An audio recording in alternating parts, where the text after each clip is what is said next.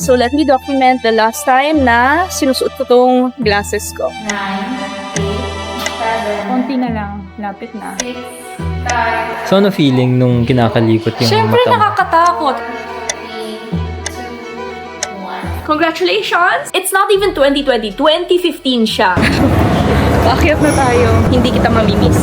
Pray for me na maging maayos tong surgery kasi this is gonna be my very first major surgery, guys. Ito lang siya. Ang daming tao. Every Saturday lang nandito si Doc. Actually, madaming rules. Ito yung mga rules prior ng surgery daw. Oh my gosh, I'm scared. 10:17. Ilang minutes na lang.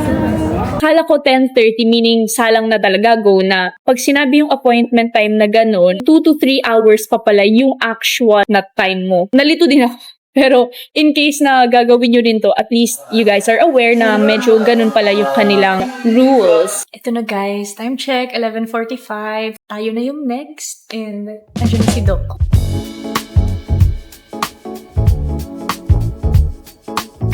Ng retinal problem. So basically, you're qualified sa procedure. Alam niyo ba guys, kung pang ilan ako? Pang 13. Overthink na ako. Sabi nga nila, if you're gonna overthink, mag-overthink ka na ng positive way. So, that's what I'm doing now. 13 tayo kasi lucky number 13 yan. Yes. Sobrang kalmado ni Doc. Ang saya niya lang kausap. Marerelax ka naman sa kanya. Like, you would feel you are in good hands talaga.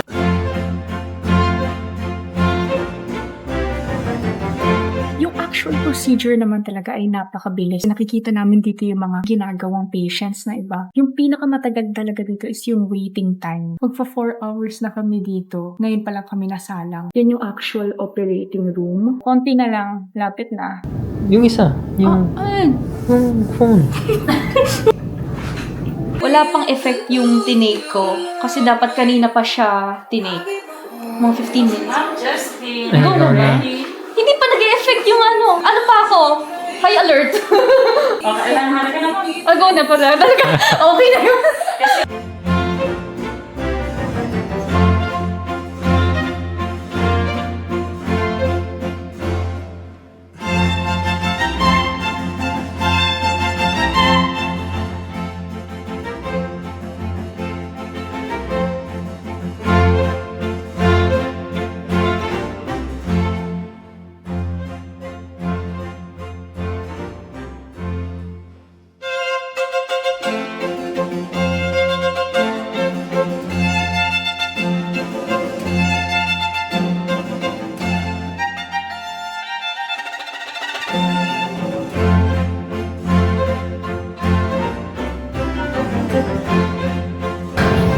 part.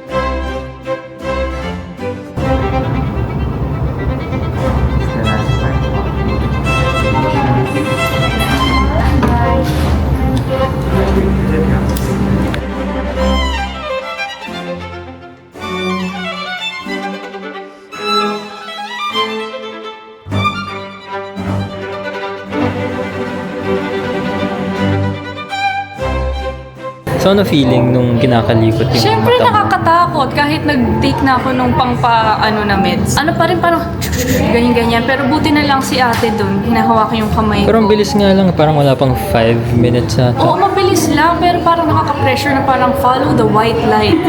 Yung gumagano'n-ganon yung Kapag white gawa ka light. ng mamaya, reaction video.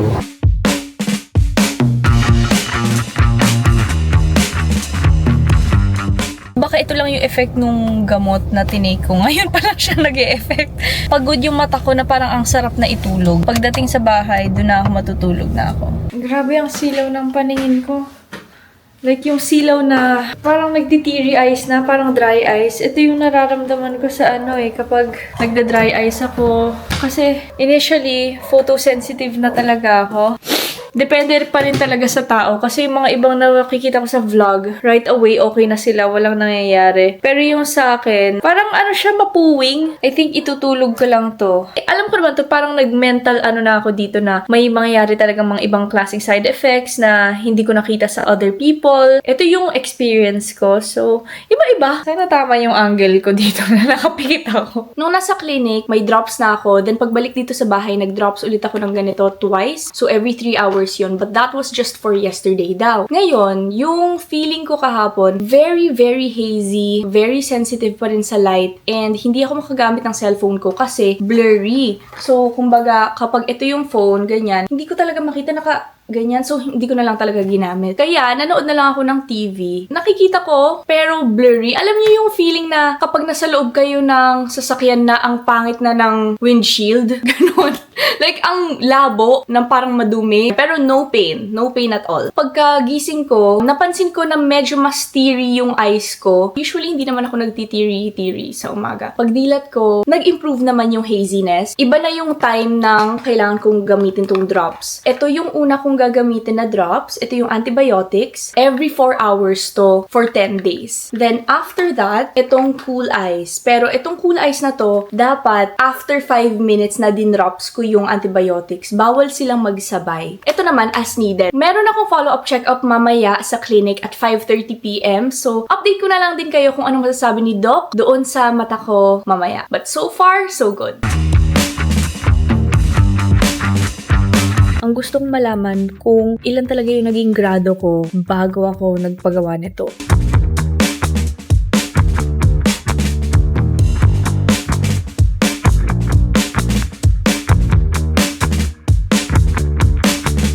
Congratulations! Kasi 2020 daw tayo. Yehey! Habang nag-check up kanina, parang hazy pa rin talaga yung paningin ko. Actually, hanggang ngayon, medyo hazy pa siya. And kapag nagbabasa ako ng mga words, I feel like dahil yun kasi nga kaka-opera ko pa lang naman kahapon, so merong haziness pa rin siya. Sabi naman sa akin, within 3 to 5 days daw yon. So, hintay na lang natin. Yung right eye ko pala is negative 300 with negative 50 astigmatism. Then yung left eye ko is negative 275 with negative 75 astigmatism. Update ko na lang kayo tomorrow sa ating day 2 post-op. Day 2 post-op na tayo. Ngayon, yung nararamdaman ko today is actually better. Less hazy, pero may pagkaganon pa rin. Parang foggy-ish hazy vibe pa rin. Pero konti na lang. So, I see it. Okay, may progress naman every day. Hindi ko pala na-mention sa inyo guys na after nung follow-up check-up ko, binigyan ako ng ito. Hindi ko alam paano sabihin. Resolve? Ganyan.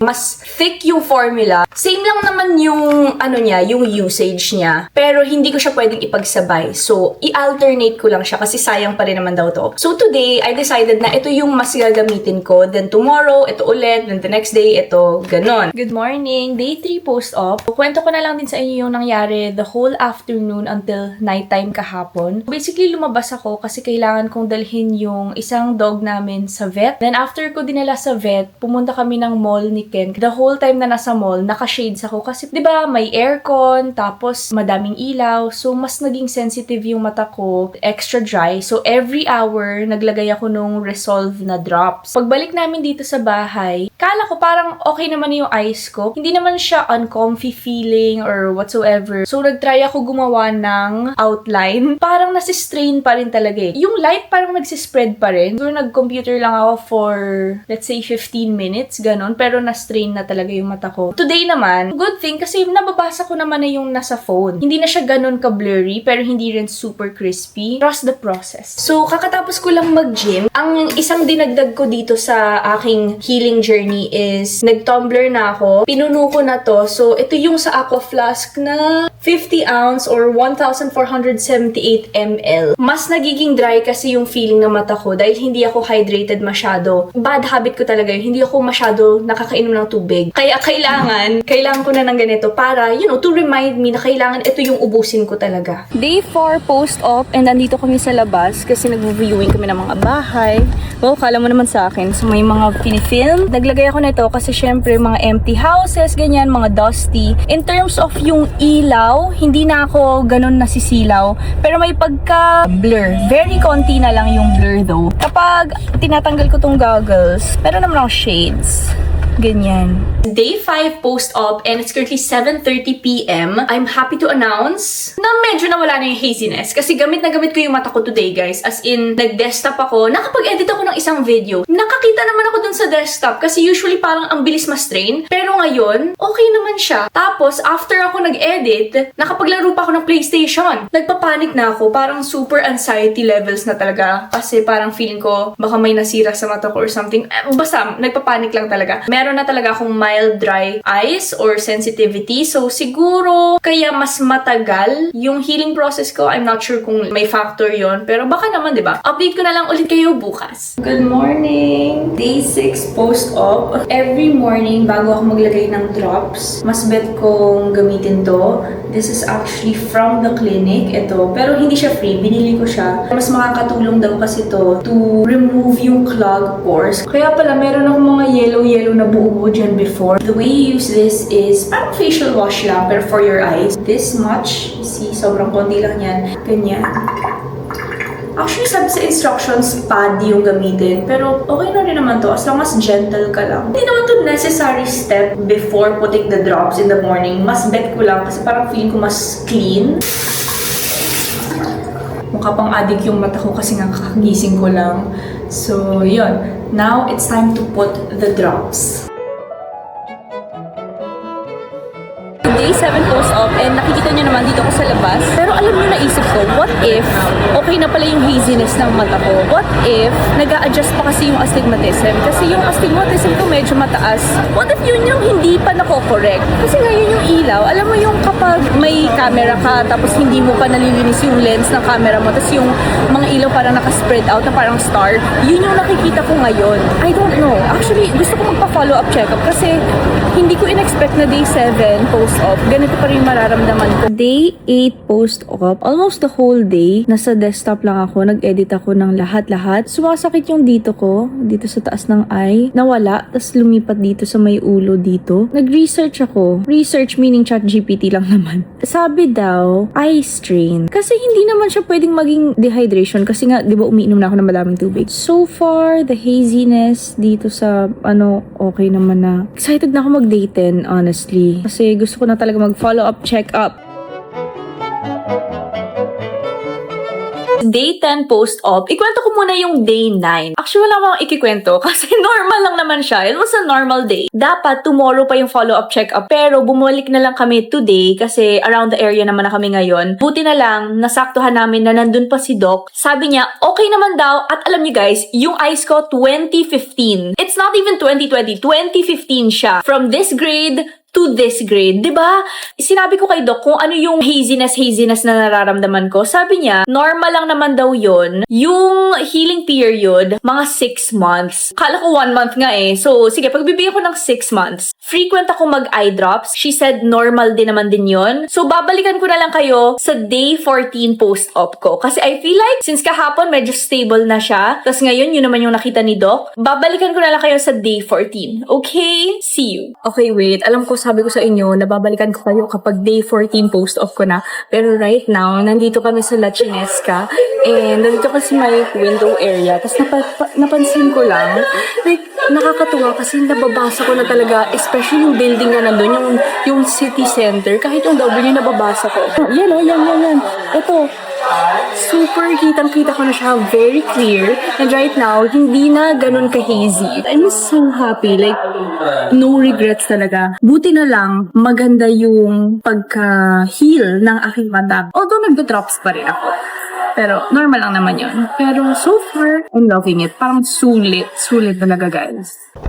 Okay, so it's April 13, aka day 16 post-op. So, more than 2 weeks ko na talagang ginagamit tong mata ko. So, here are my final thoughts and reminders before you consider getting Smile Pro eye surgery. So, first of all, Smile Pro is actually an acronym. Ito talaga yung meaning niyan. And kapag nag-iisip ka ng mga eye surgery, ang unang nasa isip mo is LASIK, diba? So, LASIK is also an acronym and ito yung meaning ng LASIK. Pero nung nag-research ako, mas may high risk talaga ang LASIK compared sa Smile Pro. But I'm not really gonna talk about LASIK that much in this video kasi hindi ko naman siya naging first-hand experience. So let's just talk about Smile Pro from Doc Larazabal's Eye Clinic. Number 1, yung price nito is 140,000 pesos on both eyes na. Yung initial checkup is for 5,000 pesos. 1,000 pesos na kailangan yung isend before you even go to the clinic kasi yun yung reservation nyo ng slot para magpa-check up kayo. And then yung 4,000 pesos doon is deductible if nag-push through kayo with the eye surgery. Now, you also have to consider yung validity nitong initial checkup. Yung checkup kasi na to is only valid for 1 month and you also have to consider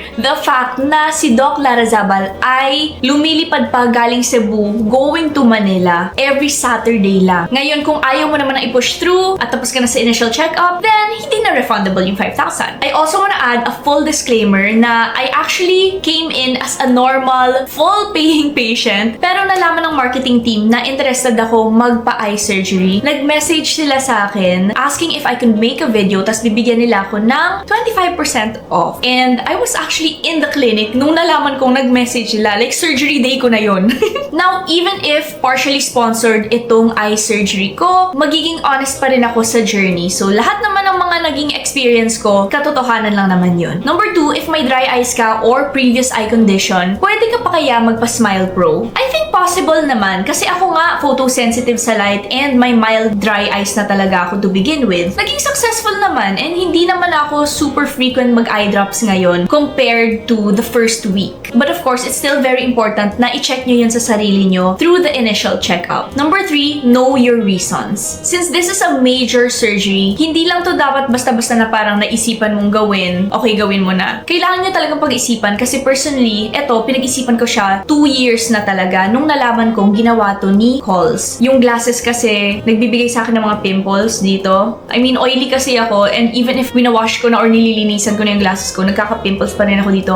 Nakakainis. Number 2, sabihin mo sa akin, edi mag-contacts ka na lang. Meron nga akong mild dry eyes. Okay, so ang hirap na kapag matagal na yung contacts, even if I use AccuView yung AccuView maganda na yon. Dumidikit pa rin siya, especially if I use it ng more than half a day. Number 3, gusto kong mag-wear ng shades. Pero paano ko gagawin yon kung malabo nga mata ko? So pag tinanggal ko glasses ko, tapos mag-shades, malabo na lahat. Number 4, napakamahal bumili lagi ng glasses. So feeling ko kasi laging nag-i-increase yung grado ko, pero yung pala madumi lang yung lens, ganon, or may mga scratches na, so bibili na ako ng bago. Then yung mga shades para may corrective, mahal din yon. And the most important factor here, ever since 12 years old ako, may glasses na ako, pero nag-try ako maghanap ng picture ko with glasses on, wala akong mahanap kasi as far as I remember, every time na gusto akong picturean nun, tinatanggal ko talaga kasi ayoko, I feel really old. I feel ugly with glasses on. Medyo nababother na talaga yung utak ko dito. Kaya sabi ko, sige, go.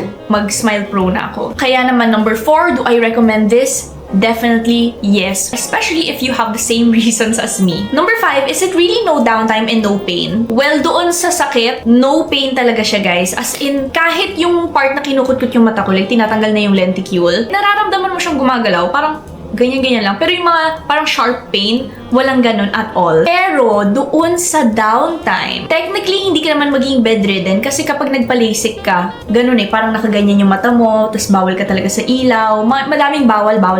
But with the Smile Pro, yung pagbang-market nila dito is no downtime. But I feel like it still depends on your body and how your eyes heal. Kaya ko naman ang lumabas, pwede ako mag-gym, hindi ako pinagbabawalan sa mga ganun, sa mga strenuous activities, that's super fine. Pero, yung mata ko nga, matagal nag-adjust dun sa haziness and sa pagiging photosensitive. But regardless, I feel like you should still consider getting this surgery. Iba-iba naman mag-react yung katawan natin. So during this whole process, basta ako, masaya ako kasi naging successful yung sa akin and nakakakita na ako. Ang hindi ko lang alam is kung gaano to katagal magiging 2015. Pero may mga kilala ako na mga 2 years, 3 years na okay pa rin yung mata nila. So hopefully maging ganun din sa akin and I can only hope for the best for you. So if you consider Smile Pro, pinagdadasal na kita na maging successful ang iyong eye surgery. And guys, no regrets talaga at all. Hopefully nakatulong ako and you enjoyed this 2-week journey. If you have other questions na hindi ko pa nasabi dito sa video, let me know in the comment section below and I'll try my best to answer all your questions.